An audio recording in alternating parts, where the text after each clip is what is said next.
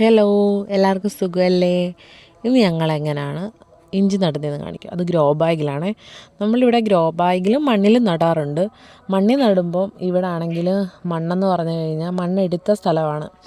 അപ്പോൾ വെട്ടുകല്ലാണ്. അവിടെ ആണെങ്കിൽ അധികം മണ്ണിന് ഇളക്കമില്ല.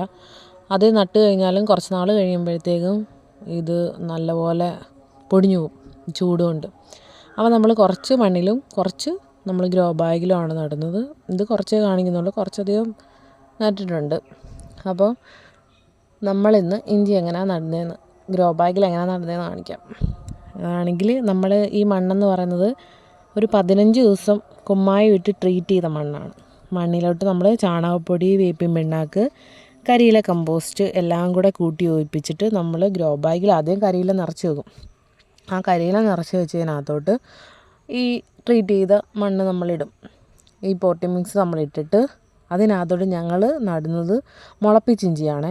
കുറച്ചെടുത്തിട്ട് നമ്മൾ കരിയില കമ്പോസ്റ്റിലും കരിയിലയിലും ഇങ്ങനെ വെക്കും. വെച്ചിരുന്ന് കഴിയുമ്പോൾ നല്ല രീതിയിൽ മുളയ്ക്കും. ആ മുള വന്ന ഇഞ്ചിയാണ് നമ്മൾ നടുന്നത്. അങ്ങനെ നട്ടിട്ട് നമ്മൾ അതിൻ്റെ മുകളിലേക്ക് കുറച്ചുകൂടെ പോട്ടി മിക്സ് മണ്ണ് കൂടെ ഇടും. ഇട്ട് കഴിഞ്ഞിട്ട് അതിൻ്റെ മണ്ടയ്ക്ക് നമ്മൾ കുറച്ച് കരിയിലയും കൂടെ ഇടും. കരിയില ഇട്ടിട്ട് നമുക്കത് നല്ലപോലെ ഒരു ഇതാക്കിയിട്ട് കുറച്ച് വെള്ളം കൂടെ ഒഴിച്ചിട്ടാണ് നമ്മൾ ഒന്ന് നനച്ച് കൊടുക്കും. നനച്ച് കൊടുത്തിട്ടാണ് നമ്മൾ ഇഞ്ചി നടുന്നത്. ഇങ്ങനെയാണ് ഞങ്ങൾ കുറേ നാളായിട്ട് ഇഞ്ചി നടുന്നത്. ഇപ്പോൾ ഇഞ്ചിക്കൊക്കെ ഭയങ്കര വിലയല്ലേ. അപ്പോൾ എന്തായാലും നമ്മൾ കടയിൽ നിന്ന് വാങ്ങിക്കുന്നതാണെങ്കിൽ ഇഞ്ചി എടുത്തിട്ട് ഒന്ന് ജസ്റ്റ് ഇതുപോലെ ഒന്ന് നട്ട് 1-2 ഒരു ഗ്രോ ബാഗിൽ നട്ടാലും മതി.